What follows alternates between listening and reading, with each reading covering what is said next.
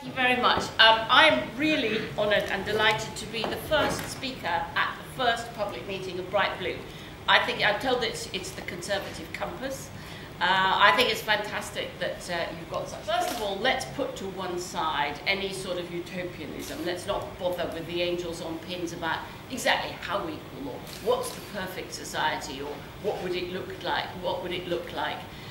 Let's just look at where we are now and whether we think it's acceptable and which direction we should move. We are one of the most unequal countries amongst Western democracies. Most people think there is a limit to how unequal a country should be, and whether you're in the Conservative Party, Liberal Party, Labour Party, you may put that limit somewhere, but very few people have no limit. Very few people think it simply doesn't matter. British social attitudes for years now, and indeed many other polls, when they asked this question, British social attitudes have gone on asking this question. About 75% of people consistently say, so that shows it's right across the political spectrum, consistently say they think this country is too unequal and it's too unfair. When I talk about equality, I'm not going to bother defining exactly what you were saying about income. With income, I put status, housing, education, opportunity, everything that makes all the difference between the child that's born in a sink housing estate and the child that's born on the right side of the tracks and has every opportunity from a very good background. There's no doubt that it's still getting worse, which is depressing, because Labour has really tried pretty hard with tax credits. There's been quite a lot of redistribution. There have been a lot of social programmes. There's been a lot of progress in a lot of respects, I think. Things like Sure Start are the beginning of something that really could make a difference. It's not just about money, it's about using the money that's raised from taxes for programmes that work, and whether it's every child a reader, trying to make sure through private tuition that every single child reaches the age of 11 able to read and write properly. Those kinds of things are just as important as the straightforward redistribution of money in cash forms. We have to look back to the 1980s and remember what a cataclysmic time that was. If a bit of society broke off, that's when it broke off. At the end of the 70s, 1 in 7 children was born poor. By towards the end of the 80s, it was 1 in 3. And we've never recovered from that. It's dipped a little bit with Labour trying very hard with its child poverty programme, but hasn't dipped that much, about 500,000 fewer. But nevertheless, it's still around the 1 in 3 child, which is an appalling fact. And appalling that it's gone. There are most of us who've been taught social history, history you did at school, was a history of progress. Well, progress went into reverse at that point, and we haven't managed to turn it around the other way. From the beginning of the last century, there was a straightforward story to the end of the 70s of gradually advancing equality, greater equality. Why does it matter? Because all political parties say they want social mobility. They want every child to have the same opportunity. We all know that's completely impossible in a society where some children are going to come from backgrounds so much better than others. It is entirely impossible to have social mobility or only the occasional freak case, which becomes, you know, the wonder story, the winner of the X Factor or its equivalent in other occupations. We've only had to look at Alan Milburn's report the other day to see how many of the top professions are utterly dominated by people who came from very good backgrounds. Every party says, I want, you know, 2 children from 2 different backgrounds to have the same opportunity. You cannot do that, or at least no society on earth has ever done it, without first of all being a more equal society. Unless the parents are joining in society reasonably at similar levels, their children will have a very different fate ahead of them. The two things are indissoluble.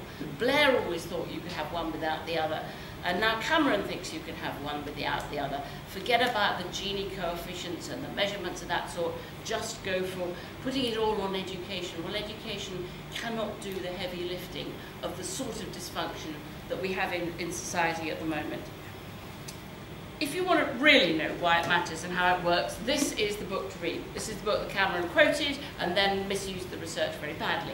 But nevertheless, in this book, it will tell you The Spirit Level by Wilkinson and Pickett, full of wonderful graphs. It shows absolutely, without a shadow of doubt, as Cameron himself said in his Hugo Young lecture, that the countries that have the worst social dysfunction, crime, mental health, drugs, teenage pregnancy, alcohol, are all the countries with the greatest disparity of incomes. You can draw the line straight the way through and plot on a graph pretty much from America as the worst, and us a bit behind for all of those social dysfunctions, the Nordics and one or two other countries at the other end for being the most orderly, most peaceful, most satisfactory societies in lots of ways. Somewhere around in the middle you'll find the sort of France and Germany's, but we are, you know, amongst the worst, and the correlation between equality and all of those dysfunctions is so strong that I really find it when to read that book and say it ain't so. And Cameron certainly didn't. He simply said, but, you know, I don't think we have to get the top and bottom closer, we just need to get the bottom closer to the middle, which is pretty much what Blair thought too, leave the top alone. This absolutely disproves, well, there never has been a society that is that shaped, where the top soars out of all control and the bottom gets up to the middle. It's just exceedingly unlikely to the point of impossible. I think what this book shows too, that these are all similar Western democracies they're talking about, that there is nothing inevitable. There is one of the Thatcher legacies, I think, there she is, was that there is no alternative, Tina. That there are these huge economic factors, forces, that predestine us in certain directions, and that inequality is one of those terrible forces that we just have to somehow cope with as best we can and tinker around the edges, see people at the bottom not left too far behind. It just isn't so. These are political choices that have been made over decades that make these countries different from one another. And actually, the ones that are that are most equal are also the ones that have been traditionally the most economically successful. It's not true of all of the countries, but it certainly is true of the ones that are most equal, which are the Nordics. And so those are conscious decisions they've made over many years to have high tax rates, high redistribution, high social services, and make sure that nobody really is left behind, so that the hospital cleaner and the hospital consultant will live lives not all that different, in an area not that different, will drive cars that are not that different, kids will go to more or less the same schools, they'll have roughly the same holidays. They're not living in utterly different societies in the way that, frankly, we are here between, you know, Kensington and the East End. If you want an unequal society, you have to face up to the fact that it will have these broken bits in it. And you can't say we'll fix the broken bits, but we won't fix the underlying problems. Now, the mechanisms are really about status and esteem. I'll stop it just a minute. It's a wonderful piece of research in here is about macaque monkeys.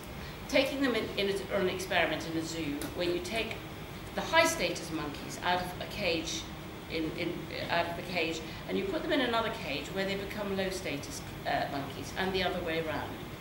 Within a very short period of time, within under 2 years, the high status monkeys that have been extremely healthy, powerful and strong become depressed, get a lot of the diseases of poverty, get heart attacks and arteriosclerosis, the diseases that are associated with being low status. Status makes you sick and depressed.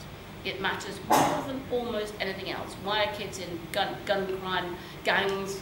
Because they're wanting respect, and respect is what you don't get if you're at the bottom of a society with a huge gap in it. So that is the sort of transmission mechanism between more equal and less unequal societies, and why those at the bottom of unequal societies fare so badly. It's not just a question of them looking at the bankers at the top.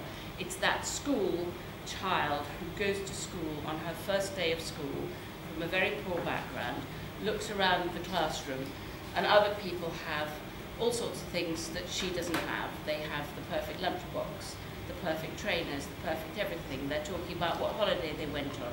It's that sort of difference that a child clocks immediately at the age of 5. They despair, they give up, they fall behind, they haven't got the encouragement from home anyway.